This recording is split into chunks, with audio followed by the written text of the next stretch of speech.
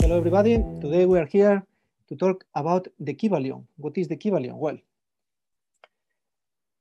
this is a very old book that was written by the called three initiates who were kind of students of this philosophy. If you know about the chakras, we had a session about the chakras some weeks ago. And just in case you are curious, this corresponds mainly to the sixth chakra, the third eye, because it's how we see and comprehend the world. And also it's about the seventh chakra, is the crown chakra that connects us with the cosmos or God or whatever you want to call it. So we have Hermes. This is a man from the ancient Egypt. It is considered a master, and is the man who brought this wisdom. You know that by the time of the Egyptian, the ancient Egypt, there was something that we don't get to know. The way they placed the pyramids, all the things that they did, there was something that, you know, they knew astrology. So this man brought a lot of wisdom to that. It was actually called like a master by then. So, and he brought this wisdom, and some people during the centuries have been trying to keep this philosophy and this wisdom. And well, it's a wisdom that was, by that time at least, not for everybody. Not everybody could understand what he said. But nowadays, thanks to the advance of the physics, quantum physics, etc., and thanks to this book that is brought to us, we have access to this wisdom. So we are fortunate nowadays to have this. And he brought these 7 principles of mentalism, that everything is mental. Correspondence, well, we'll see one by one, not in the same order than here, because I have changed a bit of the order for me to explain in my way, because this book is not a very comprehensive book. It's quite short actually, but it gives the guidelines of this principle. So further study is required to understand everything, you know, that comprehends these principles. And well, we have seen some other talks before, like the quantum physics one, the law of attraction, that are very connected with this principle. So if you have seen those presentations before, it would be good, because that will help you to understand. If not, it's okay. You can, in the YouTube channel, you can see all the videos, the replays, or probably if you are here, is because you already know some of these concepts that will help you. Actually, there was something in the Kybalion. The Kybalion says that where fall the steps of the master, the ears of those ready for his teachings open wide. Or say in another way, when the ears of the student are ready to hear, then come the lips to fill them with wisdom. And in the opposite way, the lips of wisdom are closed, instead to the ears of understanding. So, well, if you are here, it's probably because it's the time for you to know about these kind of things, if you don't know yet. But if for some reason you are here because you came for the language exchange, and then you say, okay, well, I'm going to listen to this presentation, and you don't know too much about these kind of topics, it's okay. You can listen. Hopefully you understand a bunch of things, and that will help you to understand further when you keep reading and studying about these things. As I was saying, we are going to talk about 7 principles. It's like 7 laws that govern the universe. And let's start from the first one. But first of all, remember, this is a reminder from other previous sessions. Remember, in the quantum physics, that is the physics that deals about the microscopic particles, atoms, and smaller particles. That is how we saw it well, in my case, in my textbooks when I was a child. But actually, an atom is not like this. It's like this. Imagine if you have the stadium of Liverpool, for example, or Everton, if you prefer Everton, and you put a golf ball in the middle of the stadium. That would be the nucleus, the core of the atom. So imagine the proportion of the atom and the nucleus. And an electron, it could be in the last, at the very end of the stadium, you could find the electrons. And it could be the side of a grain of sand. So what happens with the rest? The rest is empty. And well, it's empty, but at the same time, it's like, because the universe, as we'll say in a moment, is all about vibration. So it is empty, but at the same time, it is an electron could be in any place, but with different probabilities. There are some probabilities that, for example, 90% probability that the electron is here, but maybe there is a 2% that is here. There is a 0.1 is here. Okay, so that is how is the universe composed. We are made mainly of empty space. And if we put, for example, because even in the nucleus, the most of the nucleus is empty as well. So if you go deeper and deeper, you can find mostly emptiness. So if you put the whole solar system, you compress it, it could be like something like this, like a little cube. So imagine. All right, let's continue. The principle of mentalism. The all is mind. The universe is mental. So, well, when I say that everything is energy, in the end, if you go deeper and deeper, the mass, the matter is actually energy vibrating a very, very low frequency. So in the end, everything is energy, but it is not that just simple energy. It is kind of a thinking energy. It is it's like it's a mind. It's a living mind. So all that exists, that pervades everything, is like a living mind. And we are made of that matter, and we are part of well, matter, thinking energy, living mind. And we are part of that, and at the same time we are part of that, but as we will see later, we are also that. So that you could call the Holy Spirit in the Christian religion, they call it the Holy Spirit, for example.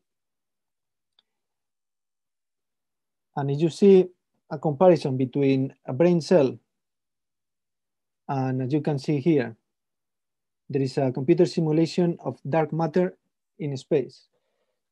What is the dark matter? Well, the universe is composed, is actually only 5% of matter, of what we consider matter, only 5%.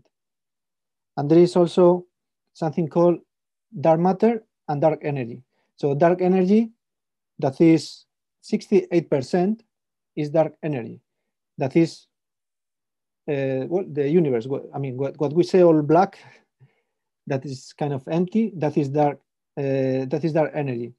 And there is also something called dark matter. That it is, well, wrongly called matter because there is not matter, but for some reason it has some law, like there is like gravity, force of gravity. So they can detect this dark matter because of gravity, but they cannot see any matter. But anyway, between dark matter and dark energy, as you can see here, a computer simulation of dark matter, that it looks like a mind, right? Like neurons. So that is the first principle, that like everything is, the universe is mental, it's a living mind. And it's like we are part of a dream of that living mind. And as we'll see also in the principle of correspondence, our dreams also could generate other universes. So well, this is we're going deeper, but let's go step by step. So this is the principle of mentalism. Let's go ahead. Now we have the principle of vibration. Nothing rests, everything moves, everything vibrates. In the Kybalion, in the book, there is like a kind of a metaphor that is very interesting. I'm going to read it. It's a kind of an illustration. Imagine a wheel, and it's moving very quickly, no? It's a wheel that is moving quickly. It's a cylinder. And imagine this is moving at low speed, okay? You can see perfectly as matter. But imagine that, well, you can see this wheel moving, but you cannot hear anything, just it moving, right? And then you keep increasing the speed gradually. So in a few moments, the movements become so rapid that you can hear a deep, like a note. You know, when you are moving something very quickly, and you start hearing a sound. The rate is increased and the note rises one in the musical note. It's like the different musical notes. You listen to one note, to one note, to one note. Like, you know, the notes, musical notes are different frequency. So that is what we are doing. We are increasing the frequency. Then the motion being still further increased, the next highest note is distinguished. Okay. Then one after another, all the notes of the musical scale appear, reaching higher and higher as the motion is increased. Finally, when the motion have reached a certain rate, the final note perceptible to human ears is reached, and then there is a moment that we stop hearing anything. The frequency is so high that our ear cannot perceive that high frequency of sound.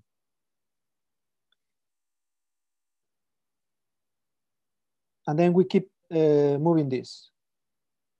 And then the perception of rising degrees, we start seeing degrees of heat. After quite a time, the eye catches a glimpse of the object becoming a dull, dark, reddish color. So now we are seeing the different grades of colors. That is also frequency. As the rate increases, the red becomes brighter. Then, as the speed is increased, the red melts into an orange. The orange melts into a yellow. The yellow then follows successfully the shades of green, blue, indigo, and finally violet. That is the colors of the rainbow and also the chakras. Then the violet fades away and all color disappears. The human eye not being able to register them. We cannot perceive higher than the violet. But there are invisible rays emanating from the revolving object. The rays that are used in photographing and other subtle rays of light. Then begin to manifest the peculiar rays known as the X-rays, etc. And then electricity and magnetism are emitted when the appropriate rate of vibration is attained.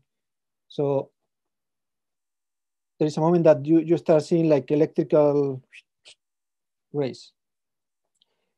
When the object reaches a certain rate of vibration, its molecules disintegrate and resolve themselves into the original elements of atoms. So there is a moment that you put so much kinetic energy that the object disintegrate. And then you can see only, well, we cannot see, but there is separated in atoms. And then the atoms are separated in the countless corpuscles of which they are composed. The atoms are divided into protons and neutrons and electrons, and those also in quarks, etc., etc. And finally, even the corpuscles disappear and the object might be said to be composed of the ethereal substance. So it has become something that, that the primary matter of the universe. So that the vibration is in everything, including in all. We vibrate also at a certain frequency. We are like, we saw this in previous sessions, but I'm going to do like a little reminder. We are like stations that emit and also receive these vibrations, this energy at different frequencies. And depending on your thoughts, you will have a different frequency of your thoughts. And then that is followed by also your emotions. So depending on the different emotions are also different frequencies. And whereas the thoughts themselves are, let's say, indicate the direction of actually the frequency, the emotions are like the amplifier. So if we think something positive, for example, we are kind of broadcasting that energy of positive energy, that is higher energy, higher frequency energy. But also if you mix that with emotions, like an emotion of joy, of happiness, then you are even broadcasting your higher intensity. Or in the other part of the scale, you are like angry, super angry. Also, you are broadcasting a lot of, in this case, more negative, lower vibration energy, but also at high intensity.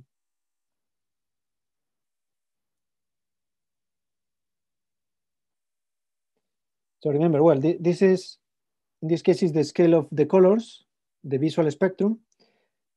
That, as you can see here, we only can see this little part of the whole visual spectrum.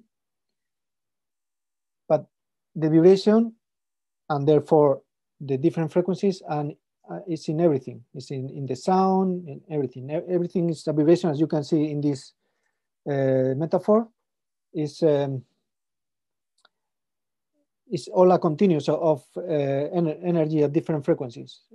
All that we can see, perceive, or even the things that we cannot perceive, is just a continuous of different frequencies. But also our emotions, as I say, are vibrate at different frequency. And we can make a kind of a distinguish between fear, that is the lowest frequency, and love, that is the highest frequency. And in between, there are all the rest of the emotions, the moods, etc. So when you can, I mean, in the end, it's your decision. What do you want your frequency, your vibration to be? Like higher frequency, closer to love, or lower frequency, closer to fear? Well, it depends on the situation. Fear doesn't have to be bad, especially if there is dangers, and when we feel fear, and then we escape from the danger, right? But well, usually, this is my opinion, I think you will agree with me, that it's better to vibrate a higher frequency, a frequency of excitement, joy, happiness, closer to love. And when we vibrate that frequency, in this book, Ask and It Is Given, that it talks about the law of attraction, it's like kind of you are connected in absolute alignment with your own source energy. So you feel free, powerful, good. You are love. You feel love, and you are love. We are all love. We are, in the end, we are all this vibration. We are love. And well, you feel that you have purpose, all is well. So this is, well, in my opinion, the ideal state, right? And the thing is, when we vibrate at that certain frequency, we also interact with other people that vibrate at certain frequency. And that can affect us, especially if we get close to that person. And sometimes, well, it's something that you cannot perceive usually. I mean, most of us cannot perceive these kind of things, but there are some people who say they can do it.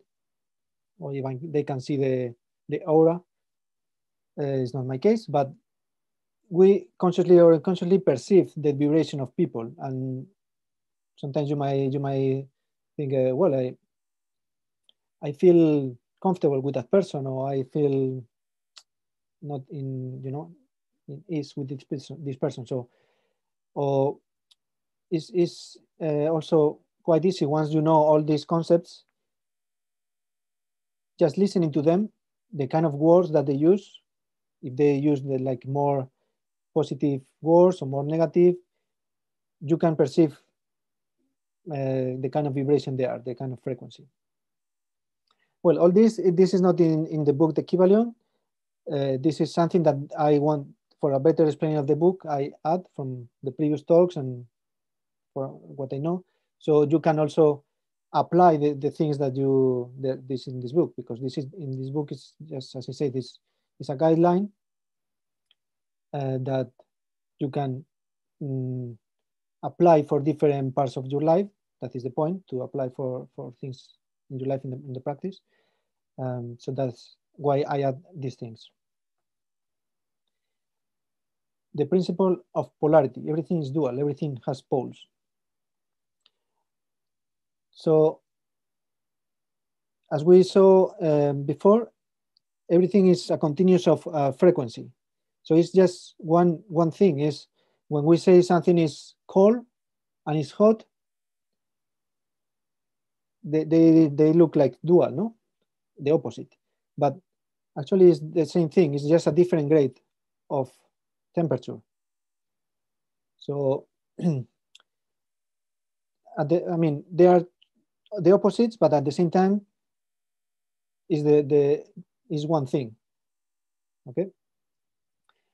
So also when we say something is bad or good, well, that depends first of all of the perception. It can be subjective, but in the end, it's not something that one person is bad or is good. It's just a different grade. It can be 10% bad, 10% good. Like it's different grades. So just have that in mind, that we perceive this world as a duality, but in the end, it's just a continuous. But at the same time, this polarity is to experiment this material world and even in the universe is a six, no? Because the different poles of the frequency. And one of these examples, if you can say, of polarity is the gender, masculine or feminine. What is masculine and what is feminine? Well, in the end, it's a continuous, but it is certain that there is, you don't know when something stops being feminine and starts being masculine. So it's a continuous, but still you can distinguish those things. And this gender is in everything. It's not like only in animals, that is a man or a woman. This masculine energy and feminine energy also, as we saw in the chakras some weeks ago, the lower chakras have more feminine energy and the upper chakras have more masculine energy. What is, so the masculine is more electrical and the feminine is more magnetic energy. So the magnetic energy is an energy that surrounds, and the electrical energy is like a more focused energy. But in physics, when you have an electric field, automatically you have a magnetic field as well. So they coexist. But the thing is, we can have, well, we both have masculine and feminine energy, but in different grades. Usually a man has more masculine energy and vice versa. But yeah, the thing is, gender is not only for distinguished men and women. It exists in the universe, different types of energy. One is more magnetic and the other is more electric. The principle of rhythm. Everything flows out and in. Everything has its sides. All things rise and fall. The pendulum swings manifests in everything. So nothing stays quiet. Nothing. I mean, still. Even when you go in quantum physics, you want to measure where is an electron, where is the position of an electron. There is something called the principle of uncertainty that you cannot detect at the same time where it is and the speed or the momentum that it has. So that means that you cannot know with to a certain degree where it will be in after a certain time. Well, the thing is, even the smallest particles, they cannot be still. There is always some little percentage of uncertainty because it's always vibrating. Nothing stays still. Okay, and so this principle of rhythm is that it's like a pendulum. So when something bad happens, that usually presets something good. And we can see that in history, for example. You can see, for example, that well, Hitler was a great pain for the humankind, right? But at the same time, that so much pain that he caused, after, thanks to that, the United Nations created the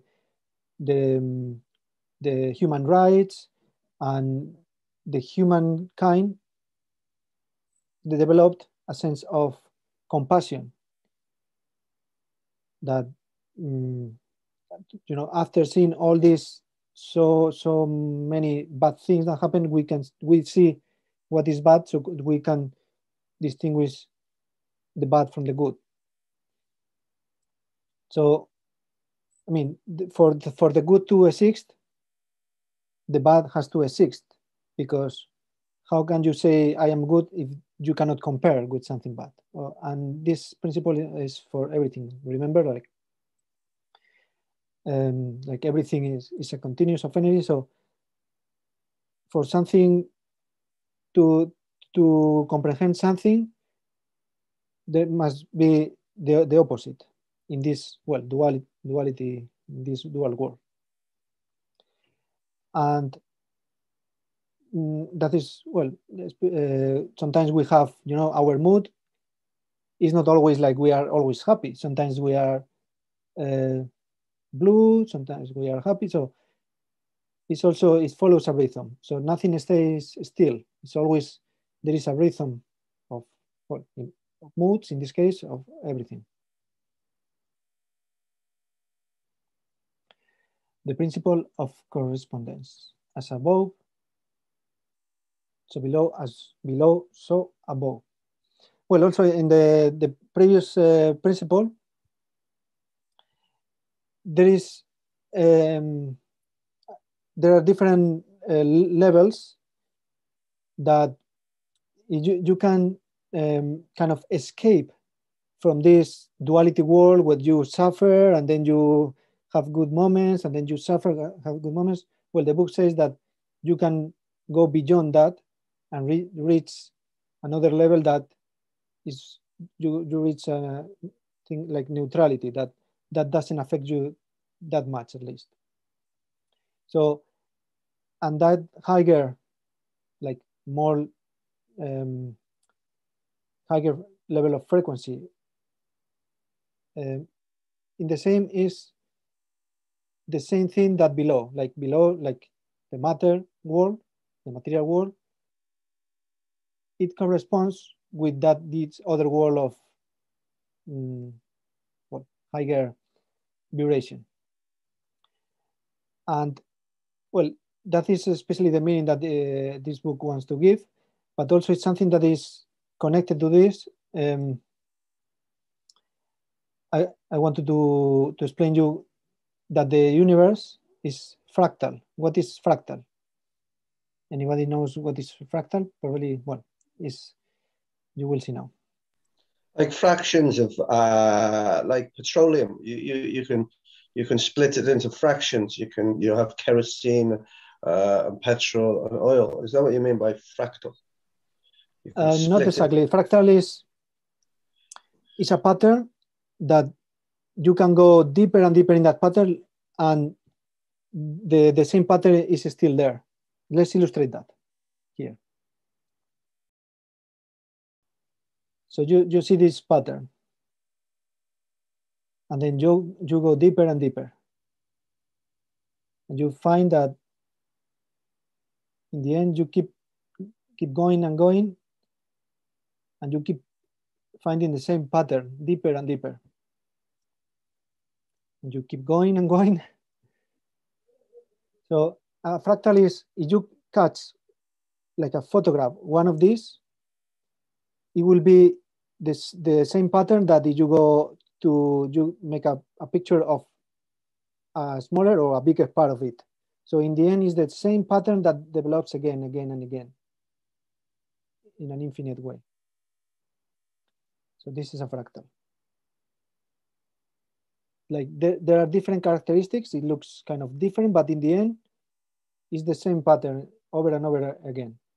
So if you get only one part of this, this little part contains the whole.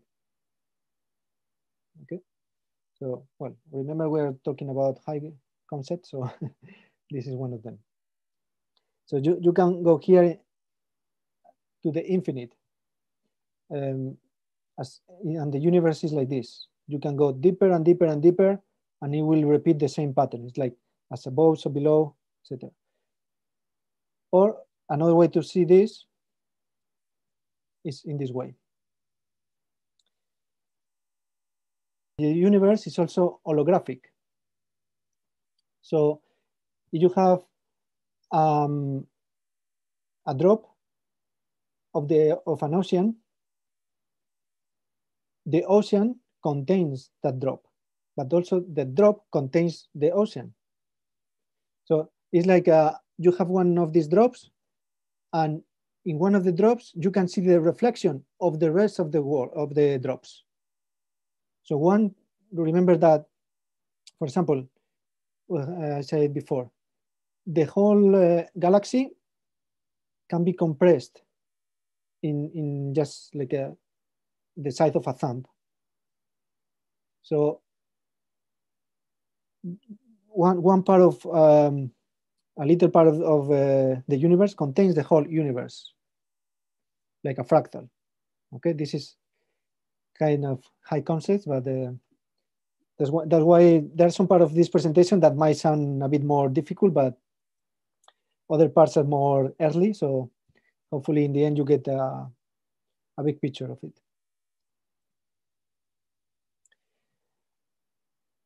Then the principle of cause and effect. Well, this principle is in everything, right? We can see in the classic physics, when you apply a force to an object, the first object will receive a force the same magnitude, but in the opposite direction. That is in the classic physics. But also in other layers of physics, that this exists in everything, as we saw also, for example, in the law of attraction. The like things, well, maybe some things in our lives might happen by chance because there are many forces, many energies all around. But in long term, what you get in your life is the result of not only what you do today, but also what you say and what you think. That is something that most of people don't know, but it is the key. Your thoughts are affecting your life. Not only what you do, of course. If you take some actions, you are changing your life. If you say something, you are also, well, you can ask for something, you are getting things. But even our thoughts, remember that the universe is mental. So everything is connected as if the universe was a big brain with all the neurons connected. And I don't want to go too deep into this because the law of attraction presentation that you can see in the replay in our YouTube channel, you can see more in deep the explanation, but depending on the frequency that we vibrate, we are attracting that people and situations that vibrate in a similar frequency. So if you want to change, not probably immediately, because in a subtle way, things don't work immediately, but in middle long term, if you want to change your life, if you want to change the things, you must start changing your thoughts and starting vibrating at the frequency that you desire, that you want to be vibrating. And remember, this is from the film Spider-Man, what the uncle said to Spider-Man. Every great power comes with responsibility. So you have the great power and at the same time, the great responsibility to have the control of your life. So, well, it's bad news. You are responsible of your life. Oh, it's not of external things and that you can just hope to things to change. But at the same time, it's very good news because it depends on you, so you can change that. So again, we have the principle of mentalism, that is that the mind, the universe is like a whole living mind. The principle of correspondence, as above, so below, and as below, so above. The universe is fractal, the universe is holographic. So you go different levels, you have the same kind of laws, and all right. The principle of vibration, everything is vibrating, the different frequencies. The principle of polarity, there are two different poles, sides, that deep in a deeper, I mean, in the deep end, they are the same thing, but you can always have these different polarities that you can approach in different grades to one or to the other, depending on what you want in your life. The principle of rhythm, nothing stays still. The only thing that doesn't change is change. There is always change. There is even, for example, in the universe, the Earth never stays in the same place because as the sun moves across the galaxy and the galaxy moves across the universe, the Earth is always in a different place in the universe. And then the principle of cause and effect, that we can see this in the real life, but also it exists in more subtle ways, like for example, the law of attraction. And the principle of gender, that everything has a masculine, more electric, and a feminine, more magnetic type of energy. And that's all for now. Well, now is the turn for questions and answers.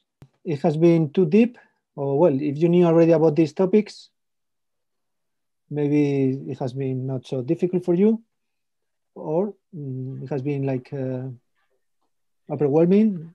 Tell me, what is your opinion about this? Fascinating. Thank you, Sue. Yes. So this, I can say that. Yes, Adrian. I heard a podcast on Wednesday that it tells about energy. With our energy, we are a magnetic object that we align with others and with our energy. If we want to attract happiness, if we vibrate our vibrations are of happiness, we attract happiness, and I think that's true. We are energy, and we attract what we what we are. Mm-hmm. Yes, well, thank you, Adrian, because Adrian came for the language exchange to practice his English that still, you know, he's practicing, so that's why he speaks slower. But yes, exactly. Thank you very much, Adrian. Well, you can see that this in the old times, this kind of wisdom was okay. Diego, wait a moment. I will. In the old times, this wisdom was not accessible for everybody, but nowadays, thanks to internet, thanks to the globalization, and the many books talking about the law of attraction, all the quantum physics, all these kind of things, we can connect all those concepts and make the big picture. And one of these, I mean, these books is a great piece of the puzzle of this to put the big picture, to create the big picture, in my opinion. Sylvia is asking something, but Diego first, please. You have any question, Diego? Okay. Yeah. I think this is true because I in my mind I think each new day is new, right? It's new. For example, when I'm going to the driving, I feel for example, the traffic is very heavy in my mind all the time. Happen when I feel in my thoughts. I think all is clearly, all is very great day happens. I think our minds create a reality. I think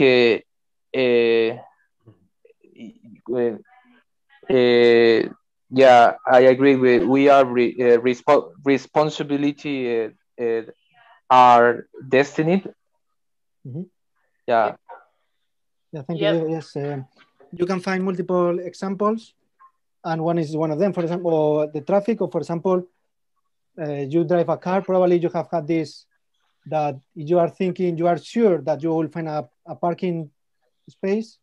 The probabilities are higher, and you find the parking space. And there are people who are very positive about that, and talking with a friend, say, yes, that my friend, you know, she's always finding the place because she's always thinking about that, and the other way around. So yeah, this is you know, and well, thanks to the quantum physics, now we have the kind of proofs of these theories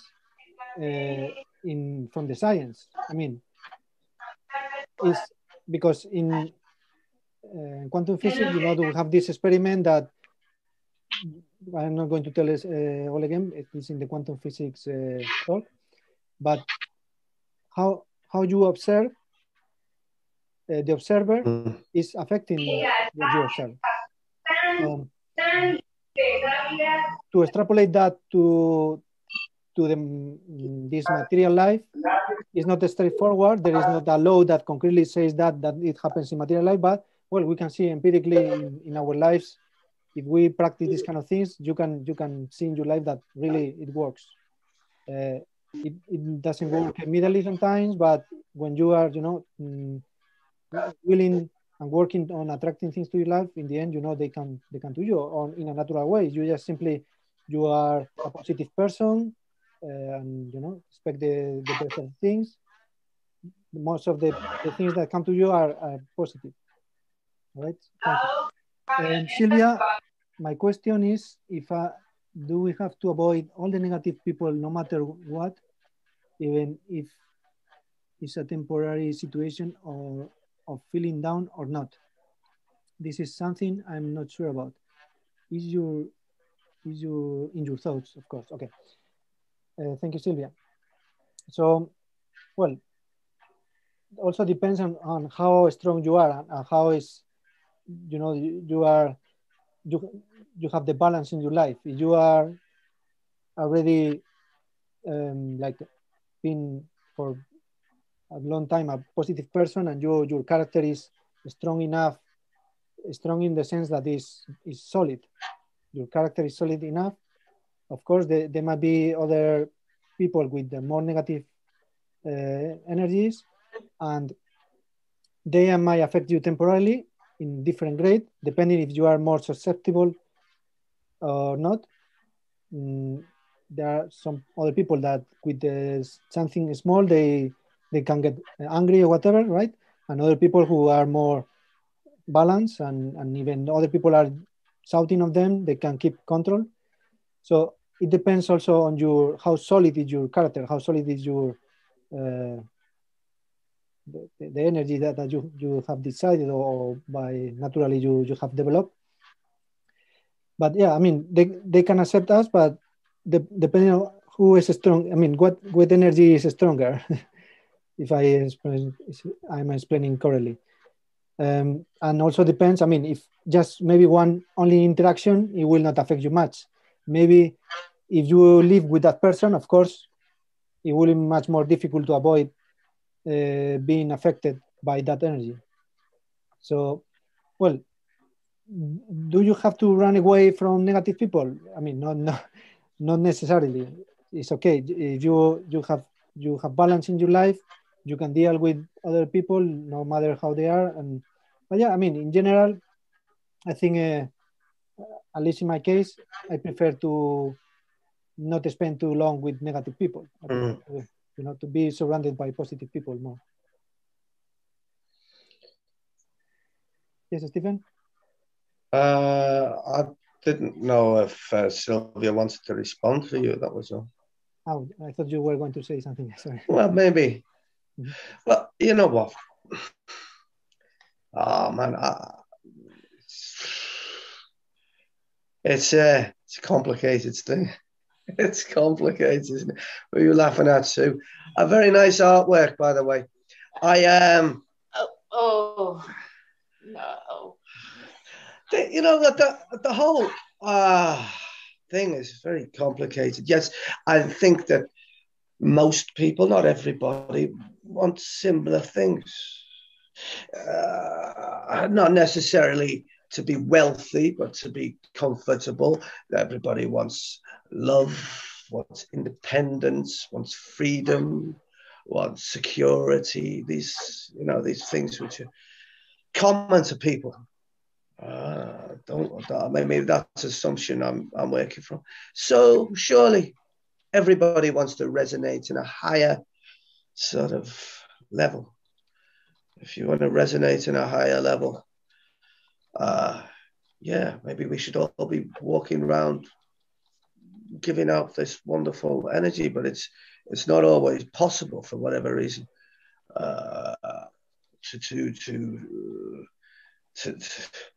I sometimes feel like I have a dog.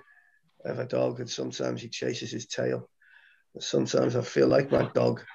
You know, you're running around in circles, fixating on something or upset about something, and you want that not to be there. You want to lift that resonance up, but and it's nice to believe that there's all this universal energy that's coming into us, and we're all part and connected.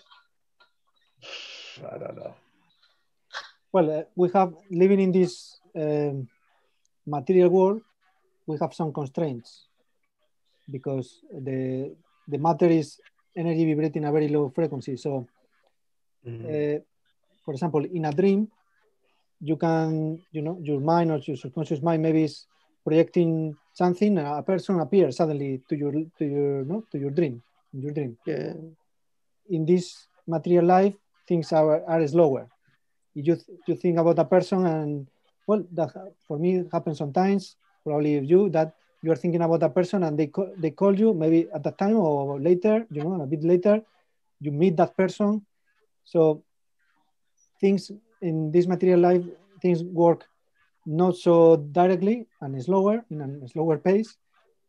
But if you keep, you are firm in your beliefs and what you want, and your vibration is in general higher. Well, I followed this philosophy for many years, and in general, things go well for me, and what I want, I am achieving things what I want. Of course, as in the dream, you can dream about something and it appears suddenly. In the real life, if you dream about, I don't know, traveling to Australia, well, in real life, you need to book the ticket and go there. So, I mean, in material life, well, real life, real. What is real? That's the question. In the material life, you need to take action, material action, many times. I mean, depending, no? Sometimes just with thinking about something, that person calls you, no? But usually you need to take material action. And things are not so simple, like straightforward. But yeah, I believe, and for me it works, and well, to the people I meet and the books I read, etc., that this works.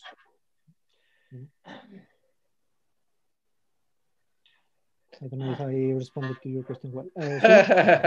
No, it's good. You know what? I like the idea that we're all bobbing around in the universe, and there's this beautiful energy which pours in through the tops of our heads and fills us all, and we radiate and get on wonderfully with people, and it's a nice concept. I'm just trying to figure out how it works. Well, I suggest you to put in practice these kind of things, and you can just by yourself, you can see the results.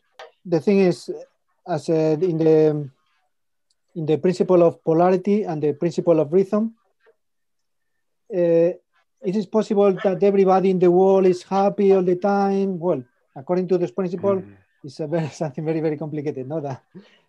So there must be, a rhythm of different frequencies of energy, ups and downs. But in general, I believe that we can increase the frequency of the planet if more and more people, raise their energy, their frequency. And that is, well, that is a kind of a movement that is, you meet people who are also in these topics.